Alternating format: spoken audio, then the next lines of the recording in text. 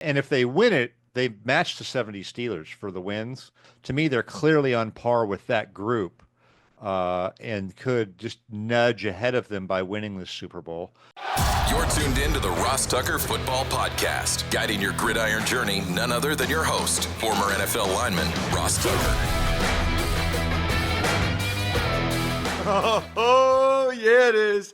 But it's not just any Ross Tucker Football Podcast. It is a Tuckheads Tuesday. That means it's for you guys. Only the second to last one of these we have. We'll have one next week live from Media Row at the Super Bowl in New Orleans. Jack and I will be there all week trying to get as many interviews for you guys as possible, have some good conversations, obviously leading up to the Super Bowl, but also some what we call evergreen interviews that we can use in the off season if I'm on a ski trip or Jack is going to a Sixers game for some unknown reason or whatever the case might be, and we can't record the show live. We can do that sometimes as well.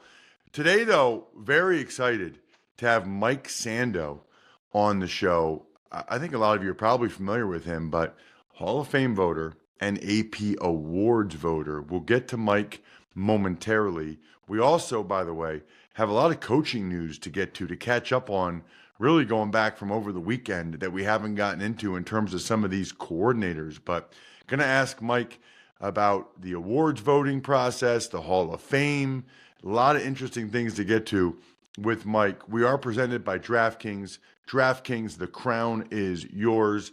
And again, anybody that's been one of the prize winners over this season, you've all got it now. I've sent it in the mail, your signed press pass. So clean slate, still have a bunch of them. Just engage with @RossTuckerPod on any platform. We search them all. Or take advantage of any of our great sponsors, Game Time, Westshore, 1-800-Flowers we'll get to this week with Valentine's Day coming up. You can always just get somebody a story at myfrontpagestory.com for Valentine's Day, and you're an automatic winner. Love the YouTube shout-outs. Making a push to get over 20,000 YouTube subscribers, youtube.com/RossTuckerNFL. In fact, I'm gonna make a subscriber a winner this week automatically, youtube.com/RossTuckerNFL. So go ahead and do that if you haven't. You have an easy chance to be a winner this week. It is big show time with Mike Sando. He's going to be presented by Labatt Blue Light. Love me some Labatt Blue Light. Every time I do this read, I'm still sad about the Bills losing that game. I wanted that for Bills Mafia desperately, but unfortunately it was not meant to be. Always enjoy this delicious beer responsibly. Labatt USA, Buffalo, New York. The Big Show. Love every time I get a chance to bring my guy, Mike Sando, on the show here on the Ross Tucker Football Podcast. Check him out on social media @Sando NFL. Can't believe it's his 27th season covering the NFL. He looks like he is 27. Not only does he write for The Athletic, but he's one of the AP Awards voters. He's one of the Hall of Fame selectors. So perfect guy to talk to this time of year. Always enjoy having him on the show. Mike, thanks so much for joining me again, man. It's good to be here, Ross. You know, this is actually true. My best friends are offensive linemen, so it's I feel right at home, even though like I'm that. not I can be among them. I'm not one of them. I know there's a big distinction, but I'm comfortable among them. Well, so how'd you get that game ball there I'm looking at? I noted, I talked to your producer. I said, you know, you have actual real played in the game balls. I have one fake game ball right here that I still display because it was pretty cool. As a Hall of Fame selector, they gave us these commemorative balls. You know what? I put a game ball up there, and I'll explain. I shouldn't have to explain. Obviously, I didn't play in the NFL to get a real game ball. How did you get yours? Your game balls? Yeah, so that one over my left shoulder was Cowboys against the Redskins on Thanksgiving. Probably the biggest game I ever played in terms of audience, Wow. 2002. I'd actually been cut by the Redskins a month earlier, got claimed off waivers by the Cowboys. Larry Allen was hurt. And so I started a month. So I was a year and a half into the NFL. It's my second year. Really weird to start against the guys you were teammates with a month earlier. I mean, really weird. But you replaced Larry Allen in the lineup? Yeah. Yeah. That is outstanding. I'm going to find this broadcast because they had to be talking about if Larry Allen's missing the game. Plus, the whole other team was relieved because they could sleep at night. Not nothing that offense to you, but this guy was freaking feared. Like Well, people had so upset stomachs. yeah, so he missed a game or two, and Yeah. then that guy got hurt. And then I started this is the third or fourth game I started at left guard, but they kept listing him as questionable. So you've never seen people so happy to see me every week. It was me and not Larry And Allen. that So funny. and you could have been a Pro Bowler and they would have felt that way with that guy because it No was a nightmare question. playing him. The rest of them are from the Buffalo Bills. I had a couple good years, 03 and 04 with the Yeah. Bills, especially 04. We won Yeah. like 7 in a row or something and should have made the playoffs. We lost to the Steelers. I saw one time that we're the best team to not make the playoffs, like by Oh, DVOA or something like that. yeah. Doesn't That's actually cool. make me feel better. It makes me feel worse. So I got a bunch of stuff I Yeah. want to get to with you, but I want to start with just, the conference championship games just happened Sunday. I'm going to give you a blank canvas, Mike, because I do want to get into your awards, the Hall Yeah. of Fame, and Sure. you had some interesting thoughts on social media about where the Chiefs dynasty stacks up. But just kind of any thoughts that jumped out to you from the conference championship game? What do you think was most notable? Well, you know, I think the Chiefs, I'll say this. There's some obvious things. I think the Bills are very much not done. And I think in the past, there's been so much tension around that team, just sort of the way Sean McDermott's wired. And I always felt before, like when they lost, it felt kind of catastrophic or like there was turmoil. And I really liked their season. So, we'll talk about the other teams, but for me, this just felt like this didn't feel as bad from a Bills standpoint as other Bills losses have. I feel like they're right in the mix. And if anything, this year they were probably better than I expected. They did some retooling on the defensive side. Obviously, their weaponry, they recast a little bit. I feel pretty good about where they're at, even though this is supposed to be super heartbreaking that you went to the mountaintop again. I feel like they kind of went down to base camp before last season, and this is the first of a few summit attempts with this new group, and I don't feel like it's over for them. What do you think of that? Ooh, I like that. Well, that was my favorite team I played for. So I certainly Yeah, hope you're right. I have an affinity for those people there and was bummed for them that they weren't able to get it done. You know, you mentioned the Chiefs, and I saw a tweet from you or a post or whatever we're calling it these days yeah, about the Chiefs dynasty and yes, where they would rank if they get this done against the Eagles. So if they get this done against yeah, the Eagles, they would have won 4 Super Bowls in 6 years and been to 5 in 6 years. yeah. Where does that put them in your mind, Mike? So to me, I love to look at these things. Like to me, a dynasty is different than a repeat or even a three-peat. I think those are more condensed, singular events. To me, a dynasty is over at least 5 years. That's like a run. And then you got to win at least three Super Bowls over that time. I think you got to be the best team by record during your dynasty, however long it is. And then you've got to me, go to the conference championship game at least half the time. And so I didn't really come up with that arbitrarily. We know who some of the dynasties are, right? We know the 70s Steelers are one of them. We know the 80s 49ers are one of them. We know the Patriots are one of them. And then we have some question marks on some of the others, like where would the old Redskins teams fit in or whatnot. So when I looked at it, I thought that was a good cutoff. And at that time there were really, I think it was number one was the Patriots, like 2000 whatever 1 to 18. Number two was the 49ers, about 81 to 94.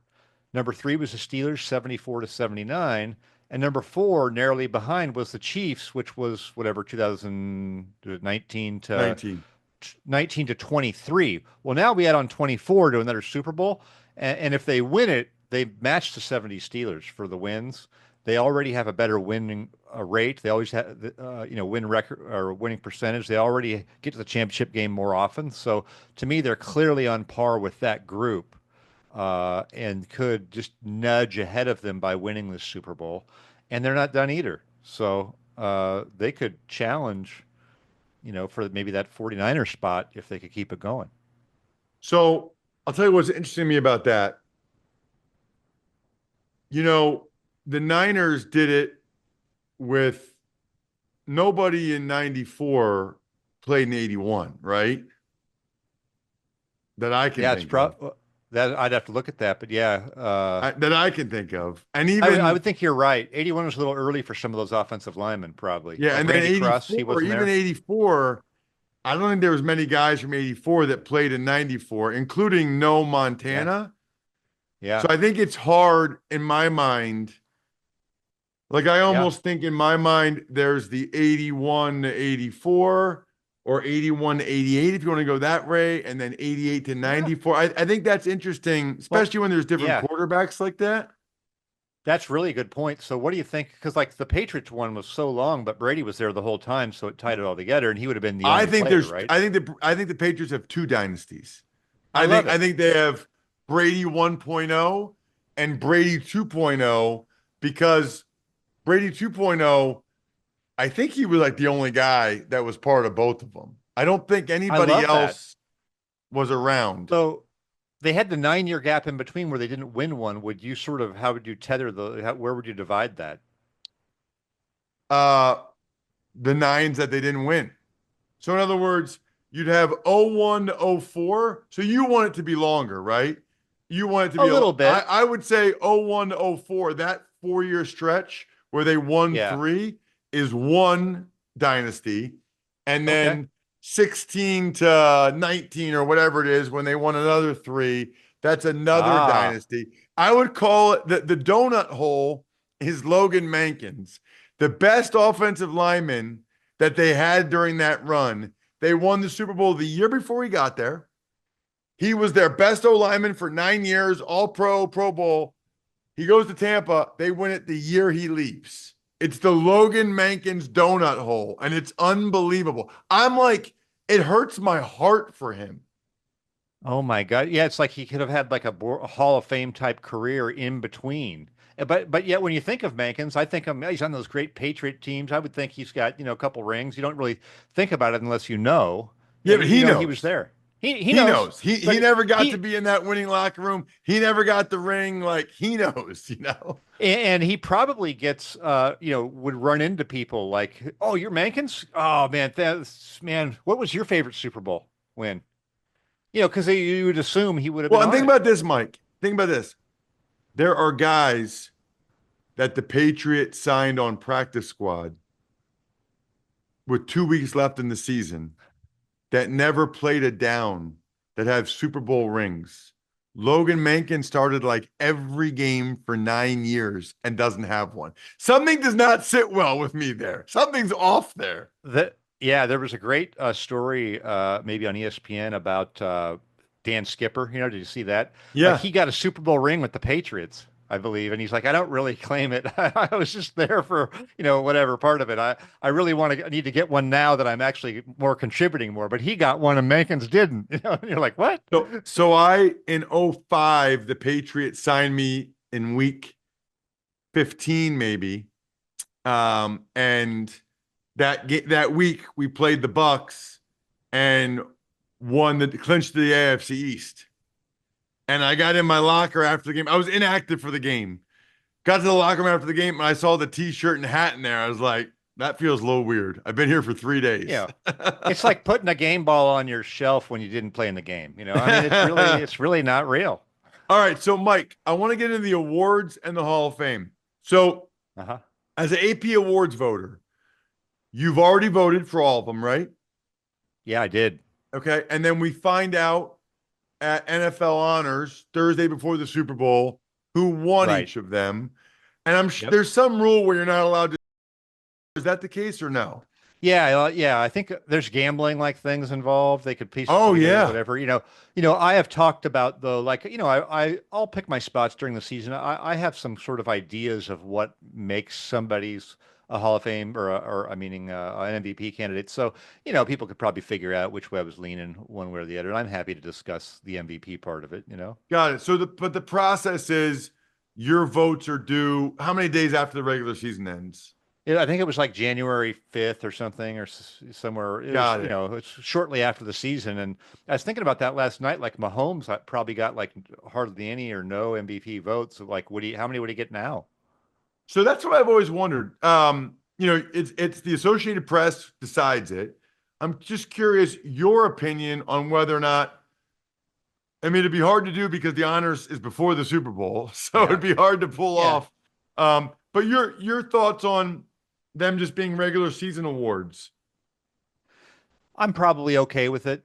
I'm probably okay with that. I think it just gets a little complicated when you get into the postseason, and if somebody had a bad game or an especially good game. I don't know. I don't feel overly strongly about it. Like if they moved it back, I think that could make sense.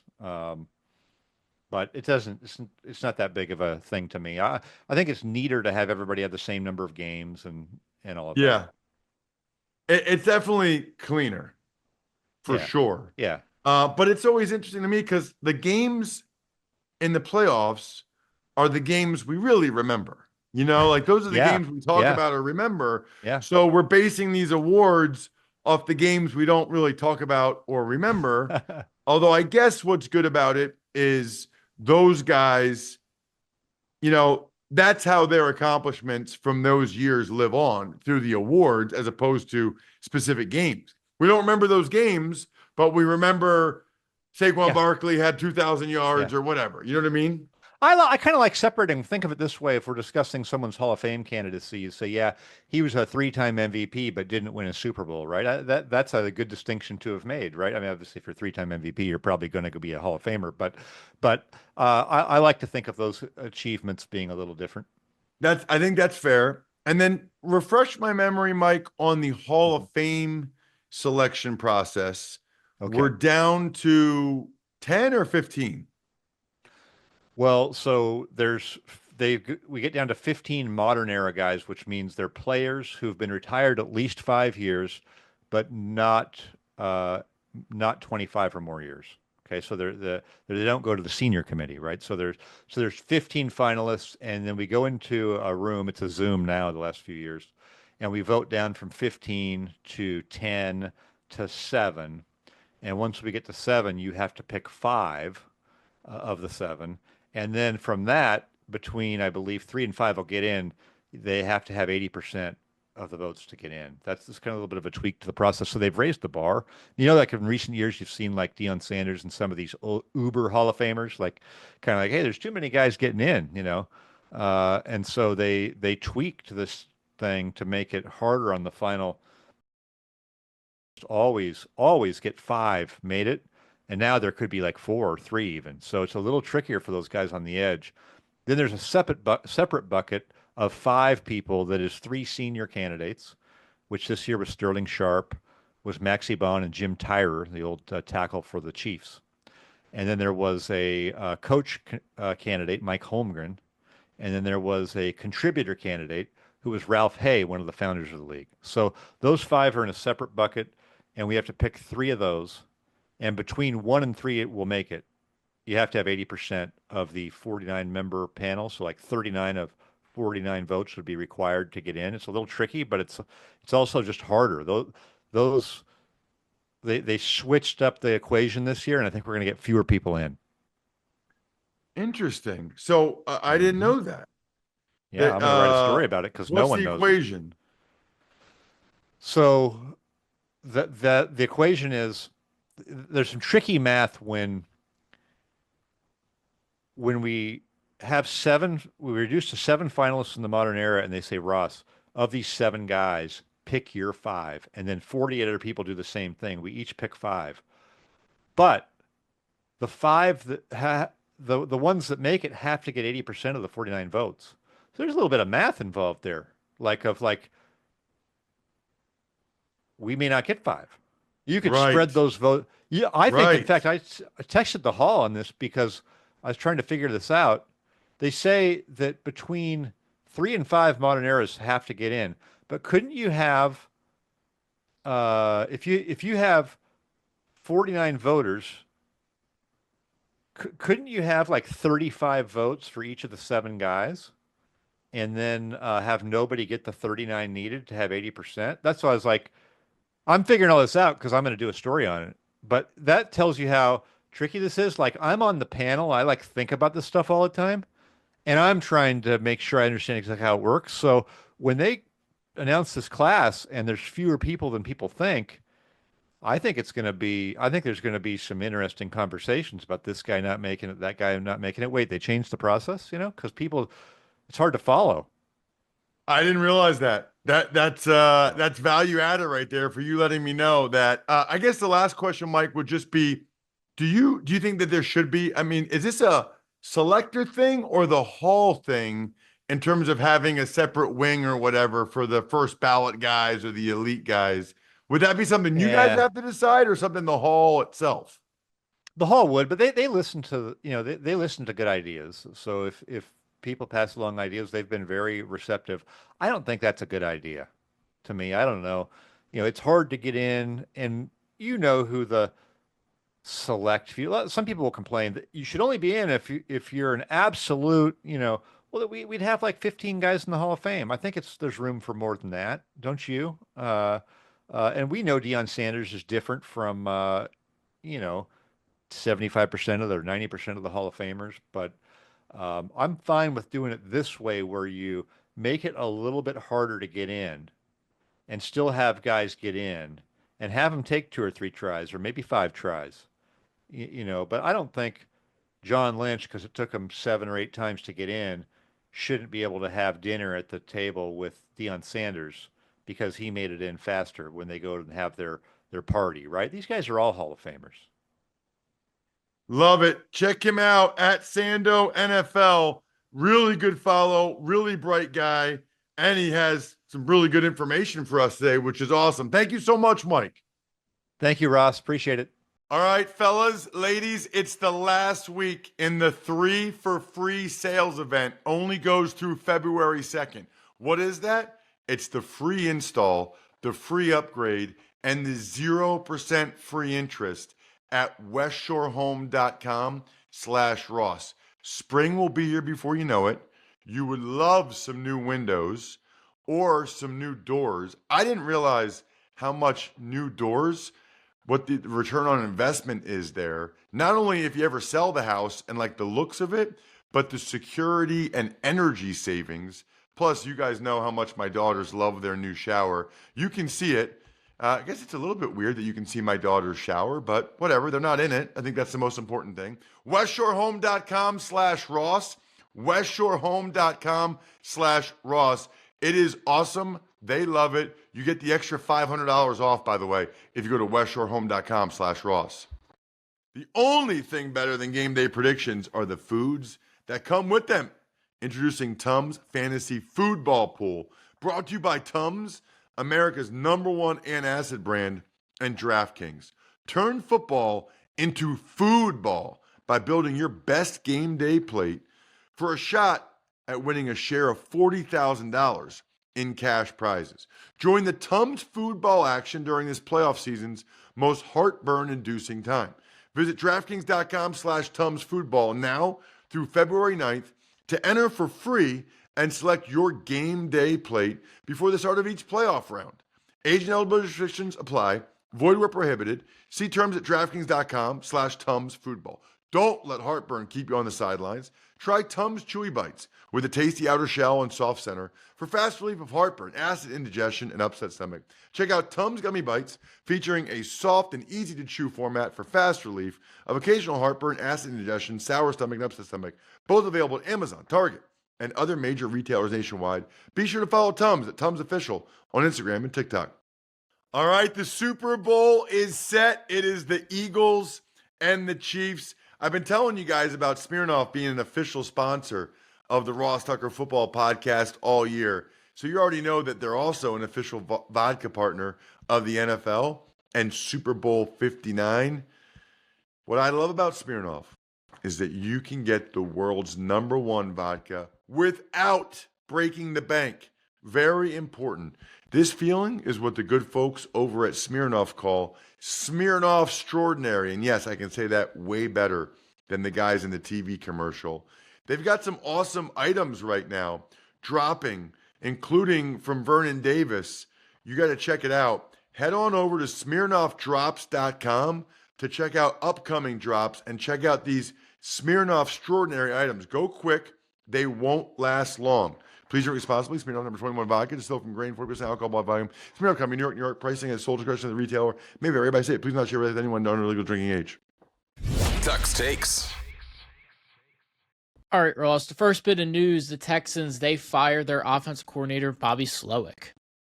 So I think what's interesting here, and I know that, a lot of people were talking about what I said about Liam Cohen last week, and that got a lot of conversation. And truth be told, I didn't know all of the supposedly sordid details about how it went down between Liam Cohen and the Tampa Bay Buccaneers. I still don't really even know. I'm not into like the high school drama stuff about he said he was doing this, but he was really doing that. Ultimately, he hadn't signed his new contract with the Bucs. There was a major change with the Jaguars. He took the job. Doesn't really bug me that much. Could he have perhaps gone about it in a different way? Yeah, I guess maybe. But like I said last week, the teams could go about it in a different way a lot. Think about Bobby Slowick, okay? Last year, he led C.J. Stroud to, at that point, the best rookie season we had ever seen. They win a playoff game. He's getting a lot of head coaching interviews. Now, here we are a year later. Again, they won the division. Again, they won a playoff game. And Bobby Slowick gets fired. And the blame is being placed on him for C.J. Stroud taking a step back. Maybe that's fair. Maybe that's not fair. What I think about is, hey, you might as well go ahead and strike while the iron's hot if you're one of these coordinators. And I think Liam Cohen probably realized that. He could have a bad year next year and never get a head coaching opportunity again. Robert Saleh, he's headed back to San Fran. He is the Niners' new defensive coordinator. New and old defensive coordinator. I remember so many times when the Niners defense was good when he was there, he would always be all animated on the sideline and they would show him on the camera. That guy got more camera time than anybody back in the day. That was hilarious to me. I do think there are still some guys like Fred Warner and Bosa that were there when Saleh was there. So I think that bodes well. I do think he's a good coach. I think he's a good defensive coordinator. The Jets, they're hiring Darren Moogie from the Denver Broncos to be their next general manager. Is that how you pronounce that? I did confirm since the show started, a USA Today said it was spelled Moogee for the pronunciation. So I assume that's Moogie. Moogee? Yeah, I think that's Moogie. Moogie. Yeah, I got to be honest with you. Never heard of this guy. The fact that I don't know how to pronounce his name and or never heard of him, again, means nothing. Maybe he'll go ahead and be the best GM of all time. I don't know. That's the thing about all these coaches and all these GMs. We don't really know, okay? But the fact that I've never heard of him interviewing for another GM gig, I never heard of him, period. I don't know how to pronounce his last name. That tells you it's not like he's been one of the names that people have been talking about in recent years, which I think is very, very interesting. I also think we're done here. Before I end this episode, quick shout out for my guys, Jason and Travis Kelce. I think most of you are aware of their hit show, New Heights. It's hugely, wildly popular. Can't miss A-list interviews, which is probably why I haven't gotten on there yet. They're getting Will Ferrell and Arnold Schwarzenegger and Bill Murray.